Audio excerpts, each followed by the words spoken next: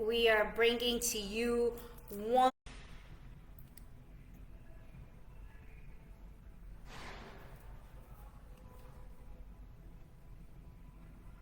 Good afternoon, District 44. We are so happy that we are bringing to you one more episode of Road to Zin Con. As you guys know, we have been doing so many lives with so much content and amazing people that have accept our invitation. And today, guys, I'm telling you, we have the one and only one, Gina Graziani, with us. So welcome, Gina. Thank you so much for being here with us. Thank you for having me. I'm so excited. Awesome. So, Gina, we always ask our guests to tell us a little bit about themselves. So we want to just get to know you a little bit. How did you become a Zim? If you found Zumba or Zumba found you? How this love started? I love that you use the word love because that is exactly what it felt like to me. So I've been a licensed Zin member since 2011, February 26, 2011. Loretta Bates was my zest. Didn't have trainings in my area at that time. I had to go out of state a couple of hours to get to a training. It changed my life. Zumba found me. I lived on a small island off the coast of North Carolina called Carolina Beach, and I worked in Carolina Beach Elementary School as a technology facilitator. I was in public education for many years, and I was site-based, mostly in elementary schools. And all the teachers, the librarian, they would all go to Zumba classes. I'm very, very shy and never participated really in group exercise before. I would serve or I would do Pilates at home or walk. And so I avoided going. But then one day, someone actually came and did a class on the island. We didn't have to go over the bridge, and so I literally had no excuse. And so I went with the librarian and the PE teacher, and the instructor was amazing. Her name was Anastasia. And when I walked into the room and heard the music and saw the people moving, the only way that I can describe it was like falling in love.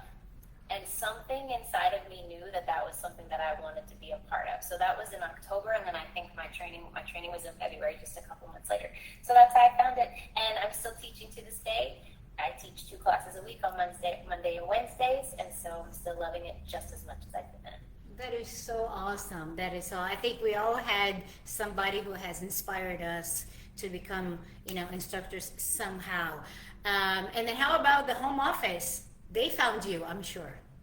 Well, that's interesting too, because we were really content with our little life on our little island. My husband and I, we've been there for many years, and so I really had no interest in leaving. We like what we had built. I love working in public education, supporting educators through different technology resources and curriculum. It was just so fun. And I was teaching Zumba like 7 days a week on top of working through the school system. But then my sister, who had worked in corporate positions for most of her life, she saw the job posted and she said, you know what, you should apply just to see what their process is like. And I was like, okay, sure. So I waited a couple of months. She came back and she said, hey, did you ever explore it? I was like, no. And she said, just do it and see what the experience is like. So I went to zumba.com/careers. The position was open for, I think it was called a community relations specialist. The head of the community team at that time was a wonderful Zin member and gentleman named David Topel. And I completed the online application, and within a couple of days, a recruiter contacted me, and that's how I ended up moving from North Carolina to Florida to be a part of the home office team. Simple as that. I just feel like as an educator, somebody that was a part of education and somebody who genuinely loves people and just wanted to find ways to support them, that it was just the right spot at the right time, and I feel very, very lucky, very, very lucky. And we are very lucky to have you inspiring us and being, our director, and we are just like so grateful for you. So guys, let's go jump into the topic of today, which is the Road to Zin Con So, guys, just so you know, Gina has two special sessions at Zin Con, and one of them is a very interesting one. Is teaching your first Zumba class, and I'm sure we all know how special this moment is to all of us. So here goes my first question. What inspired you to develop this foundation training or flavor program for the new and developing Zine members in 2022? Yeah, it was 2022. So we found that, we as instructors, we know that when you take your B1, amazing, a lot of information, and then when you come out of your B1, how in the world do you get started? Because there's so many different ways to teach, there are so many benefits, and then you have to learn how to actually instruct and teach the classes. So there are a lot of challenges when you first get started, being able to be connected to the right information when you need it, because information is everywhere, but you don't need it until you need it. So after, being in the role of, really I feel like my true job, the essence of what it is, I don't know if you guys can hear, my husband decided to do yard work right outside the window now. I don't know. But if you can hear me, after being able to support fellow Zins over the years, we really see those areas where the most questions get asked. And being so close to our Zin benefits and how they work and how they operate and the ins and outs of them, you can easily identify what you need to know here, what you need to know at this step, what you need to know at the next step. And I really wanted to, one of the things I'd love to do is just to put content together that can help somebody in some way, the way that I've been helped. And so I wanted to do that, but in a way that wasn't overwhelming, because we have so much stuff, so many benefits, so many resources. I didn't want to overwhelm Zins who are either newly licensed or they've been licensed, but they just haven't taken that step into teaching yet, but they want to. So what I did was I kind of took all of those different resources and I tried to structure it in a way that delivers easily accessible items that have an action that you have to take. Because you can hear somebody lecture and you kind of absorb the information, but again, you don't need it till you need it. But what we do is we kind of break it up into 5 steps, and then at the end of each step, this is the action that we're challenging you to take. And then the session at Zin Con, which I'm so excited that we're doing it for the first time at Zin Con this year, because before Zin Con 2025, this has been an online webinar that we've had lots of Zin members take with me. And some watch the replay. It's available for replay. They take that and they watch it as well. But for the first time at Zin Con, we'll be doing things in the room together. So I'm really, really excited. It's going to be fun. Awesome. Hey, Gina, so here's my question. So how did you identify the key challenges that new Zins face, and how does this program address them? So I think identifying is a great question. The number one way is because I'm a Zin member and I went through the same process. So you go and you take your B1 and then you kind of have to figure out what to do and how to make it all work. And I think I got licensed on a Saturday and I started teaching on a Monday, the Monday after I got licensed. And by doing that, it's kind of like you jump in with both feet and it's kind of like trial by error. You just learn as you go. And I was given a lot of grace. But I think that's the number one thing that helps me identify kind of what to put into this experience to help people get that jump start they need to teach. And then also being a mentor. So I've mentored lots of the students who come to my class and chose to become Zin members, and going through that process with them, seeing the questions that they had, and then just overall like Zin community management stuff. So we have the pleasure of, through the power of social media, being connected with each other everywhere. And so when we have those conversations online in a Facebook group, or we see a comment on Instagram, or somebody sending you a DM, we're all there for each other, and we experienced so many of the same things. So I think it's those 3 things, like just being a Zen, having gone through it myself and still going through it. A new benefit gets introduced, like I have to figure out how to use it and make it work for me. Mentoring people that are becoming instructors, and then just being a part of this global community and having access to getting support from people and giving support to people. Love it. So, my question is, what impact have you seen the program make in helping Zin members build that confidence and begin teaching classes successfully? That's a really good question. I think the way that we even know that there's impact is because people that have participated in the webinars and that are also watching the replay and doing it independently, they're kind enough to send me feedback. And the feedback consistently has been that this makes sense for them. This was a way to get a taste and an understanding high level of the different tools they need for the different components that they have to put together to teach their classes. And then once they go through it and they experience those things and they take those actions, then it opens them up to explore even more benefits in different ways. So really, the impact that we've seen is that it helps instructors feel more prepared. It also helps them understand the tools that are available to them, and it makes them feel connected to the overall Zin community, which what more could you ask for? So through their feedback, that's the feedback that they're sharing with us, which is what our whole mission is to make people really feel supported and connected to each other. That is so amazing. One of the things that I think it's that we are always learning. Every day, every class, and me being like a B1 host, every time I host a B1, you say, wait a minute, wow, it's like a wake-up call. Look, I'm missing something of this in my class. Or I remember me teaching, like looking at the floor all the time, because I was taught to face everybody, but how can I face people?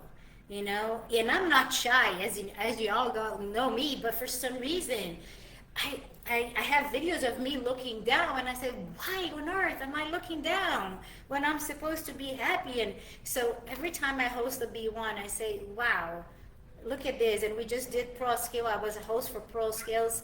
And then again, I think that's probably my 7th or 8th time hosting a Pro Skills. And I said, wow, look, there's another thing there. You know, it's always good to learn. So we are learning every day. And I'm so happy that you have this session that, you know, people can take it even though you've been teaching for many years. It's always a refresh to get some great ideas. So it's amazing, guys. Thank you. So, So fun.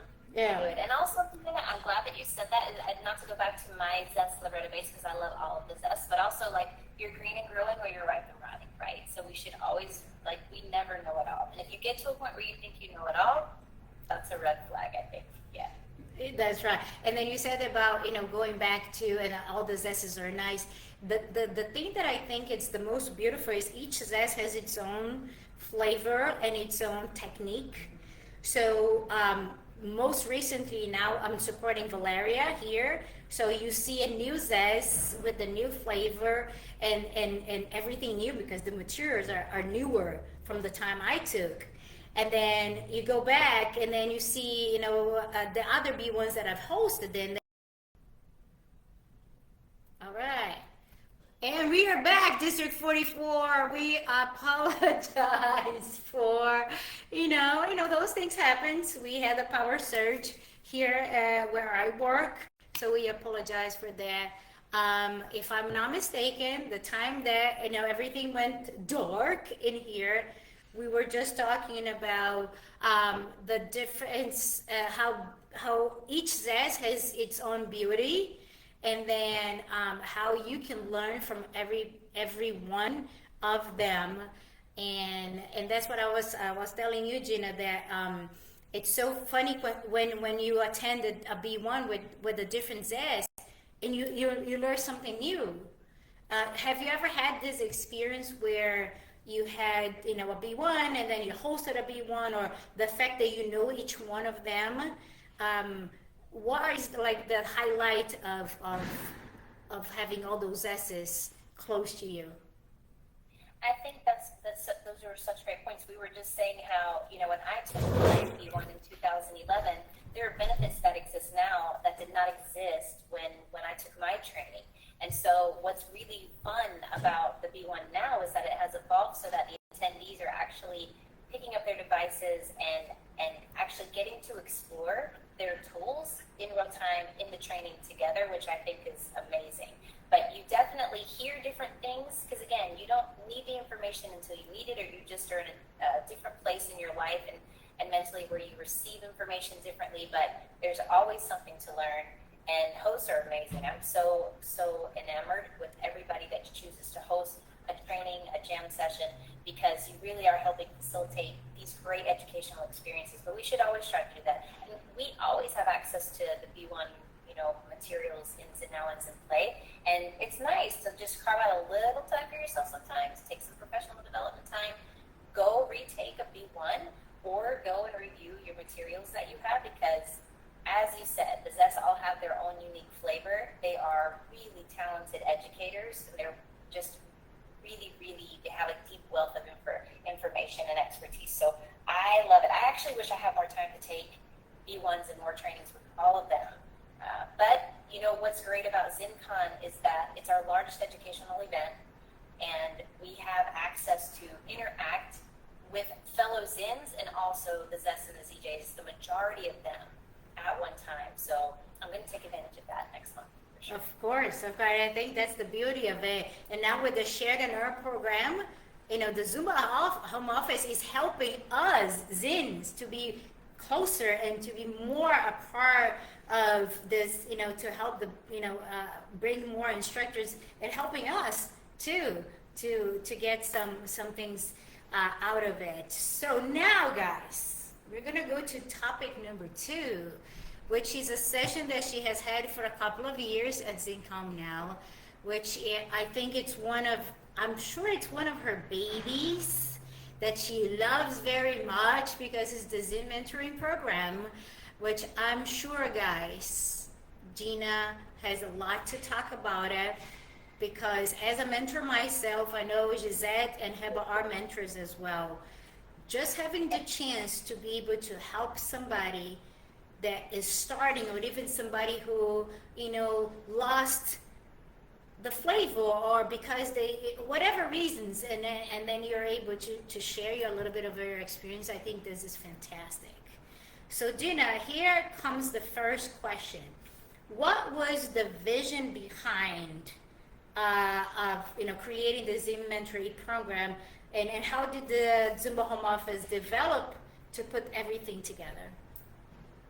This is a great question. So I was sharing that I joined the home office team in 2013, so this is my 12th year, and the mentoring pilots were already going on right before I joined the team.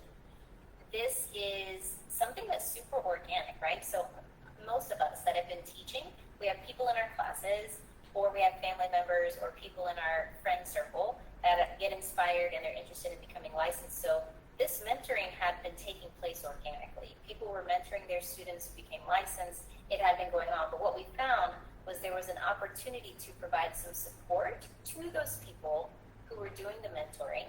And that also gives those people coming out of a B1 some consistency with the information that they're getting as they get started on their journey. So thank you guys for being mentors. I think that's huge. Really, I feel honored that I've been a person that can support the program. So really that's where it started. It was happening organically. There was an opportunity to provide content that supported what the mentors were already doing, provide some consistency and just education about, again, tools that were available to instructors. There is a person who is now a ZES and a ZJ named Nancy Court, who was instrumental in the development of the curriculum that's in the guide for mentors. So everybody that enrolls in the program as a mentor, you get a book. It's called The Guide for Mentors. And within that book, it's broken down into 11 modules now. It used to be 10.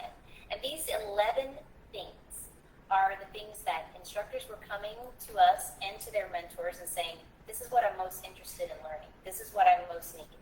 And so what Nancy did, along with, community members at the home office, education team members like Joy Prouty, They worked on developing definitions of what skills are. They worked on developing strategies for mentors to use to teach those skills to the mentees, and homework. And they put them all together. And what's really, really special is that that's the foundation, right? You have this guide for mentors that you can use. It has this key information in it. But then we know that Zin members have their own flavor, their own expertise, their own knowledge base, their own experiences, and what makes them them and them unique. And they bring that to it. So your mentee is getting a unique mentor in you. So that's kind of how it started. It was just organic. There was a need in the community, and so we worked together with a key community member, Nancy Court, to develop all of the content. Ran some pilots, and then it became a full program that launched, and I think this is the 9th year. I love Nancy. Love. I interviewed her a couple of years ago, and she has such a beautiful story. And one thing that stuck to me is like, she said, I have never been a dancer. I have no dancing background, but I'm here to inspire people. From that point on, I just said, you know what? That's what the members are for. We're not here to impress. We're here to inspire. It was just beautiful. It was just beautiful. She's fantastic. Yeah. And there you go. And then it launches, and our amazing technology team, worked to get it together. But yeah, and here we are 9 years later, and we're still optimizing and evolving, and it's still going strong, and we still get feedback from mentees on a weekly basis about how it has impacted, their journey into teaching. That's awesome. So let's go to the second question. Gina, can you walk us through how the mentor-mentee matching process works, and what makes a successful match? Yes. So when you enroll as a mentor and a mentee, it's an online process. You go to zumba.com. In the left side menu of your Zin homepage, you click on the mentoring program. You can enroll as a mentor if you've been a Zin for 2 years and you're actively teaching, or you've taught in the past 6 months. And if you're looking to be mentored, you enroll as a mentee. And that can be, to Fernanda's point, it can be someone who's newly licensed, or it can be somebody that was licensed, left, came back, they've been licensed, just have been out of the game for a bit, or never fully activated and started teaching. You enroll as a mentee. When you enroll, whether you enroll as a mentor or a mentee, you are going to put in your geographic location, so where you're based. That's really, really important for time zone and for people that want to be mentored in person. And you're going to enter things like what you're most interested in learning about. So you'll see those core modules that the guide for mentors listed there: class interaction, how to create a playlist, etc. And then we have an algorithm that was custom built by our amazing technology team, and it weights the different enrollment criteria. And then what happens is I enroll as a mentee. I put in all of my answers, and then the algorithm is going to generate 3 potential matches for me based on what the mentors entered and what I entered. And so it shoots it out, and then whichever mentor clicks accept first, they become my mentor. That's one way, right? You enroll online through the official program. So you could also be enrolled, but you may be going to a class and you really want to be mentored by the instructor you've been taking classes with. Or you may connect with somebody in the community that lives in another state, another country, another city, and you want to be mentored by them. In that case, all people have to do is contact the home office, and we can match you manually on the back end, so that it still shows that you're matched in the Zin mentoring program, but we've actually put you with the person that you requested. We do that all the time. And I think what makes a successful match is personality, communication style, and it's hard to know that until you're actually communicating with the person that you get matched with. But I think that that's a huge part of it. And I think people can adapt too. So you kind of learn each other's communication style. You learn how people receive guidance and direction. And you also learn a lot as a mentor about yourself and about how you can coach people. But yeah, that's basically the process. It's an algorithm that uses weighted criteria to generate matches, and people click accept. And then it's a manual if you found somebody that you want to be connected with. And I love that flexibility that people can ask, because something that we have been seeing in Houston, and it's very organic, like Valeria is doing all of this training, but sometimes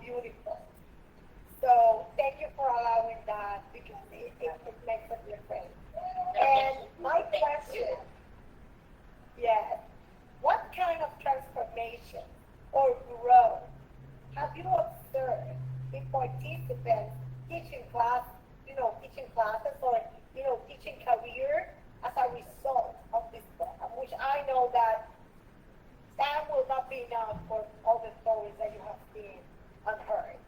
Well, I really love and appreciate that question because as somebody that supports the program, like really what sticks in my heart all the time is the people that don't get matched, or the people that get matched with someone and either the mentor is unresponsive or the mentee is unresponsive and they get ghosted and they're not having a positive experience. Like that tends to be what we're focused on, is how can we get support to those people that express frustration like I waited forever and I never got one. What keeps us going is when people take the time to go onto social media and share about their mentoring experience, when they go onto the Zin community forum, when they email customer care, when they email me directly, those really help. And also, when a mentor graduates a mentee, you guys know this, it generates an email that sends them a survey. They complete those surveys, and the things that the mentees share about their mentors, number one, that gives me goosebumps, because they rave about the incredible experience that they had being supported by somebody that got them, took the time to coach them, how outstanding they are. You need to put this mentor on a Zin volume. You need to sing their praises, to the skies. Like that is one of the most fun parts of supporting, is seeing the impact that the mentors have had in building the mentees' confidence, making them feel like they're part of the community, and actually just giving props to the mentors for the amazing educators that they are. So that's one part of it. And then, of course, seeing people post, I got a job today. I nailed an audition today. I feel like I can teach. I finally got it. It clicked. I feel like I know so much more now than I did before. All of those stories. So, of course, it has an impact on, Zin members posting classes, maybe doing that more quickly, maybe becoming more comfortable with their tools and being able to use them with more ease and more quickly. But really, it's about them feeling connected to the mentor in the community, and then also just growing their skills as an instructor and just gaining confidence, whether they start teaching right away or they wait a little while longer or they go through the mentoring program again. It's all about connection and building confidence and relationships. And so, yeah, we are very, very thankful that people do take the time to share that feedback with us, especially about the mentors. It's so awesome, right? I mean, like Giselle was saying, the fact that we are so close to the community here, and it's so funny because I'm not from Houston. I just came, and then boom, and they accepted me with such a loving heart and such a support, and then which makes us, such a great group of friends. And for me, honestly, one of the most beautiful things about Zumba is the friendships that you nourish, that you make it, and then year after year, you just remember it. Just wait a minute, I've known you for 12 years, and then you get somebody to your house, and then you go somewhere, and it says, "Oh, you don't have to pay for a hotel. You stay in my house." So for me, that's the Zumba love thing is so real, and we are so appreciative of that. And in talking about this, we know that there is a call for ZESs and ZJs, which is very broad now. I mean, there are calls for the United States. I know there are calls from other countries as well. From your point of view, what makes a good ZES and a good ZJ? What are the qualities or the techniques or something that are expected, because we're all Zin members, but for that specific reason, what are, in your point of view, the most important things? Well, I will say this. First, good luck to every person who feels called to apply for one of those roles. They are very specific.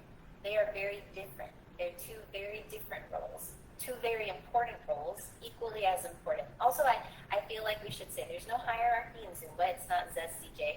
It's Zin, and then everything else.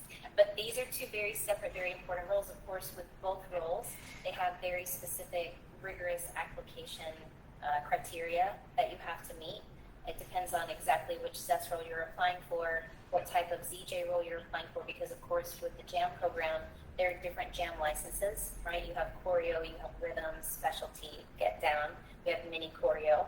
So I would say what's similar about both roles is that you are community facing, and you are a source of inspiration and guidance for the community. And, you know, you have to be, just as you said with Nancy, Nancy's self-described as not having a dance background, right? Nancy is an incredible connector and educator. I think that those are really, really important skills for both of those roles. You have to be able to communicate well. You have to be compassionate, empathetic, and willing to be all in with the community. So good communicator, community-oriented, passionate about Zumba, passionate about people, of course with the ZJ role, very gifted with choreography and being able to break down information and educate people on movement. With the Zest role, of course, very important as well to be able to educate people about movement and physiology. So super, super big roles. I personally don't think that I know for sure I could never apply to be ZJ. The Zest role, I don't think I have that either. So I'm so thankful that there are people walking among us that have that. But I would say go for it. Be prepared, be very thorough in your application, and just enjoy the process. And if you apply for one of those roles and it doesn't come to fruition with this specific call, if you feel compelled, go for it again in the future. There are many, many people that go through different iterations of application, and it hits at the right time, you know? Listen, one thing that I just stick to my mind now. We were talking about the mentoring program as a way of us to inspire people and helping others. How about the ZCOM? What makes them different than the mentors? I mean, I know we are all Zin members, but I know we are your babies. ZCOMs are your babies. You take good care of us. So what is the importance of the ZCOM on the Zumba world? Very, very good question. So this is also special to me because David Topel was who I had the pleasure of working with when I first started at Zumba. He started the ZCOM program. ZCOM sounds like Zin Con, but it's ZCOM. It stands for Zin Community Council. It is a group of several hundred Zin members from around the world who participate in the program for a one-year term. Many come back for additional terms, but they apply every year, so one-year term. And their focus is really community building and connecting people to information. So I would say the reason I bring up David is because David launched that program with Zumba, I believe, in 2012. So yeah, I've been with him since 2012. Yes, that's correct. It has evolved immensely. Like it started with very few, and there was like a voting process. It was very, very different, and it's evolved to what it is now today. I think mentoring, there's overlap, right? There's overlap in what we do as mentors and what we do as ZCOM volunteers. But I think that role, that leadership role of being a ZCOM volunteer, it's very specifically focused on connecting people to each other and connecting people to information. And those are huge things because when we feel like we're not alone, it makes a big difference in a lot of different areas of our life, especially as far as being an instructor. And then connecting people to information, you know, what's interesting about ZCOM is that one country's needs and concerns are going to be very different than another country's needs. And it even varies by location and state. So having people on the ground to express to the home office what the needs are, what the concerns are, what the challenges are, what the celebrations are in the local community. It's incredible to have that insight that we can then act on and provide very customized support and do what we can. And honestly, it was the ZCOM volunteers. I think there was an issue with translations with the newsletter for Zin members in Switzerland. This was years back.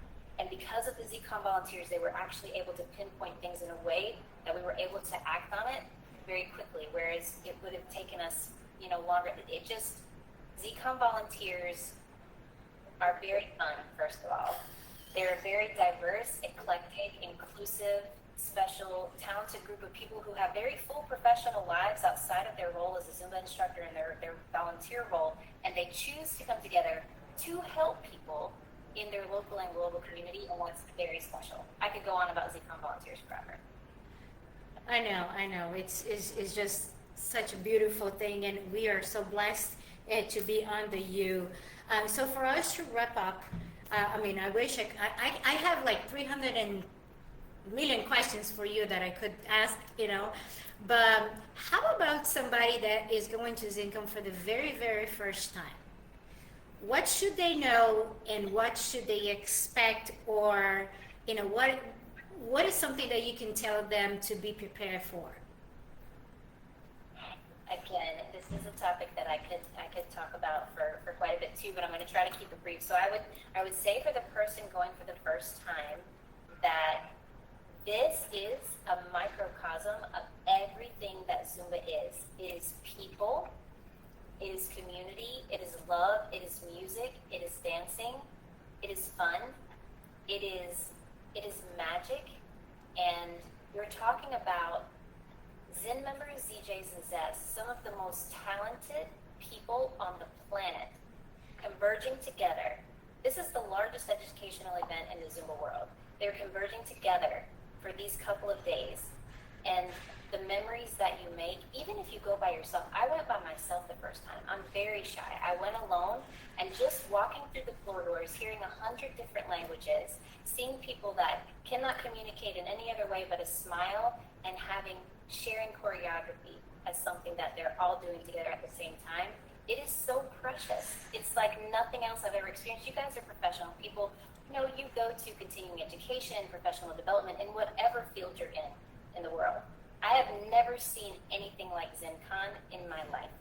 So I would say to the person going, know that you're going to have very special experiences. It is what you make it. So you create your reality when you're there, right? So I think your attitude, your perception, how you go into it is going to affect your experience. Take time to kind of stand back, breathe, and take it all in, because it can be sensory overload and super overwhelming. So it's going to be a unique experience for you compared to anything else you've ever experienced. It's a lot to take in, so just breathe and try to give yourself space to people watch and enjoy it, and go in with the attitude of being open, being kind, being excited, open to the possibility of anything can happen, and just really enjoy yourself. I know that people have different things that light them up. One year you might want to get a picture with this person. One year you might want to be one of the people that gets called up to dance on stage. One year you might want to be a presenter. One year you might dress up for the theme party. The next year, in the room with your friends that you've made, just eating and laughing and, practicing the choreo that you learned in your sessions. It's different for everybody. There's something for everybody. But just take the time to also maybe talk to one person you've never met before and make a friend that you'll have hopefully for the rest of your life. I don't know. There's so much to tell. What would you guys tell a person going for the first time? I've gone to 4 or 5 of them, and like you said, every time is different. But I would say just enjoy every moment. Don't be crazy about it. If you feel tired, just stop, just relax, just watch. But for me, Zin Con is a little bit more than just attending the flavors and the trainings. For me, is the connection we make, one-on-one with the people that probably have just met online.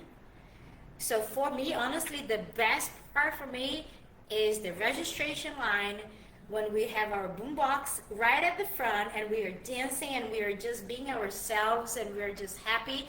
And then when you see your friend, it says, you are here, oh my God, give me a hug. And it's the very first time you're hugging that person in real life, but you've known that person for 5, 6 years, especially after COVID. It was so emotional for us when our first Zin Con after COVID. I was in tears because those people, Gina, were the ones who helped me in one of the most difficult times of my life when I lost my brother. So if it was not for those people so close to me, I don't think I would have had so much strength with all the online get-togethers we were doing throughout those 2-3 years of COVID. And I'm saying, you know what? I love Zumba because of this, because we have the best friends. What do you think, Gisette? Yeah, the first time that I went to Zin Con, I knew some of my Zin Con, but not a lot. But it was wonderful because everybody was introducing to everybody, and sometimes there were people that I saw for the first time in person. I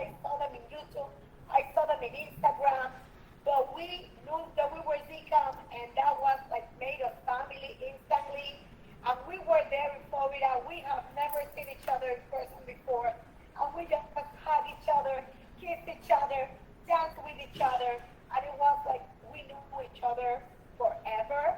It was just like, I love Zumba, you love Zumba, we love Zumba. We are sisters forever. You know, I remember when I met Heba. I went to Austin, and then I was not living in Texas yet. I went to Austin, and I said, you know, I'm gonna come. She says, you have to come and see me and stuff. So my godmothers, they took me, and then I'm like here waiting at the parking lot of Lifetime and start waiting, and she's right behind me, and she keeps like, shh, don't tell her. She comes, she gives me this tie hug, and I look at her and said, oh my God, you are so tall. And she gave me this hug, and she had a gift for me. So I said, you know what? Those are the little things that makes a difference. When I went to Gisette's classes too, she just said, give me 2 songs right on the spot. You're gonna boom, boom, boom. And we just did. And we had never seen each other in person. So those are the little... It's amazing. Heba, what do you think? I believe, as we were just talking, Fernanda, with Jessica and the other live, that Zumba is not about a workout.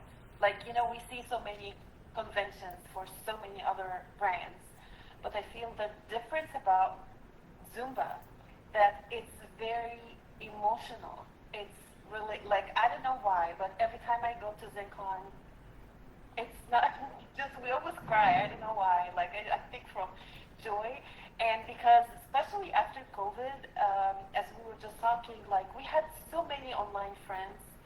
And I think because we were all desperate to get back to our Zumba life, so the first time we saw each other, I think we all cried. Like, now while I'm talking, I'm having goosebumps because I remember when we all saw each other and when we saw people that we taught together and we never met.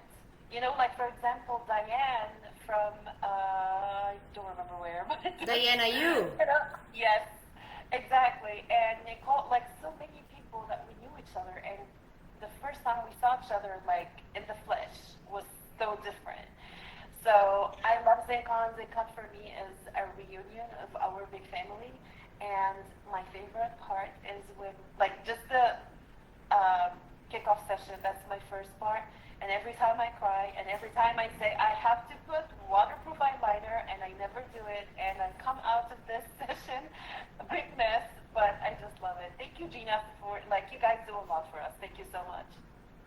It's our honor. I love go to the kickoff session too because that's one of my favorite parts also. But I get so starstruck when I see Zin members.